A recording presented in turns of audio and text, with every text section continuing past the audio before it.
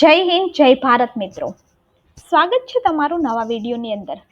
આ વિડીયો છે એને આપણે વાત કરીશું કે જે ખેડૂતો છે એને પોતાની જમીન છે એ બિન ખેતી કરાવી હોય તો અત્યાર સુધી અલગ કાયદો છે ચાલતો હતો, પરંતુ સરકારે હવે આની અંદર એક ચેન્જ છે કર્યો છે કે નોન એગ્રીકલ્ચર પરમિશન મેળવવા માટે તમારે શું કરવું પડશે. હવે ગુજરાતની અંદર રિવાઇઝ્ડ બિન ખેતી એટલે કે એનએની પરવાનગી અને રીડેવલપમેન્ટને પ્રોત્સાહન આપવા માટે મુખ્યમંત્રી શ્રી ભૂપેન્દ્રભાઈ પટેલે એક મહત્વનો નિર્ણય છે એ લીધો છે કે મુખ્યમંત્રી ભૂપેન્દ્ર પટેલ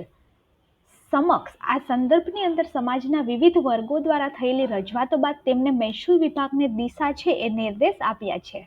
કે જે હેઠળ હાલની જંત્રીની કિંમતમાં 30%ના બદલે 10% વસૂલ કરી અને ફેરફાર છે એ કરવામાં આવશે. રાજ્યની અંદર કોઈ પણ હેતુ માટે અગાઉ એનએ એટલે કે નોન એગ્રીકલ્ચર થયેલી જમીનને કોઈ પણ દરખાસ્ત પુનઃ હેતુ માટે જિલ્લા કલેક્ટર સમક્ષ રજૂ થાય ત્યારે જો પ્રીમિયમ વસૂલાત પાત્ર હોય તો અગાઉના બિન ખેતીના નિર્ણય વખતે પ્રીમિયમ વસૂલ છે એ કરવાનું રહી ગયું હોય તેવા કિસ્સામાં હાલ આવું પ્રીમિયમ છે પ્રવર્તમાન જે જંત્રીનો દર છે એના 30% પ્રમાણે વસૂલ કરવાની પ્રથા છે એ અમલમાં છે. ભૂતકાળની અંદર પ્રતિબંધિત સત્તા પ્રકાર અને નવી અને અવિભાજ્ય શરતની જમીનમાં પ્રીમિયમની રકમ વસૂલવા પાત્ર હતી, પરંતુ તે રકમ વસૂલ લીધા વિના બિન ખેતી પરવાનગી આપવામાં આવી હોય તેવી જમીન હવે હાલના અરજદાર અથવા તો કબજેદાર પાસેથી પ્રવર્તમાન જંત્રીની કિંમતના 10% પ્રીમિયમ રકમ છે એ વસૂલ કરી અને રિવાઇઝ્ડ બિન ખેતીની પરવાનગી છે એ આપવામાં આવશે.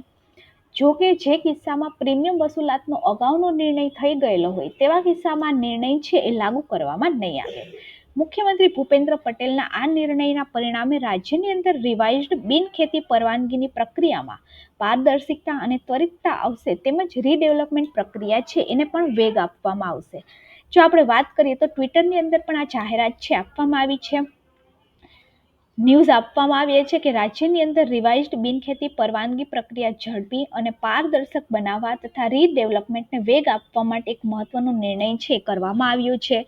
કે રાજ્યની અંદર કોઈ પણ હેતુ માટે અગાઉ એનએ એટલે કે નોન એગ્રીકલ્ચર થયેલી જમીનને કોઈ પણ દરખાસ્ત પુનઃ હેતુ માટે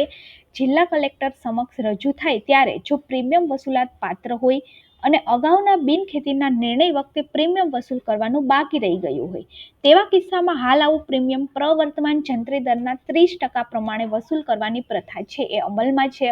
એટલે કે અત્યારે 30% પ્રમાણે પહેલા છે વસૂલ થતું હતું, પરંતુ હવે 10% પ્રીમિયમ પ્રમાણે વસૂલ થશે. કે ભૂતકાળની અંદર પ્રતિબંધિત સત્તા પ્રકાર અને નવી અને અવિભાજ્ય શરતની જમીનમાં પ્રીમિયમની શરત વસૂલવા પાત્ર હતી, પરંતુ તે રકમ વસૂલ લીધા વિના બિનખેતીની પરવાનગી આપવામાં આવેલી હોય તેવી જમીનમાં હવે હાલના અરજદાર અથવા તો જે કબજેદાર છે એના પાસેથી પ્રવર્તમાન જે જંત્રી છે એના 10% પ્રીમિયમની રકમ છે વસૂલ કરી અને રિવાઇઝ્ડ બિનખેતીની પરવાનગી છે આપવામાં આવશે. જે કિસ્સાની અંદર પ્રીમિયમ વસૂલાતનો અગાઉનો નિર્ણય થયેલો હોય તેવા કિસ્સાની અંદર આ નિર્ણય છે એ લાગુ કરવામાં નહીં આવે. તો જો વિડીયો સારો લાગે તો વિડીયોને લાઇક કરી દેજો અને વિડીયોને બીજા લોકો સુધી પણ શેર કરી દેજો.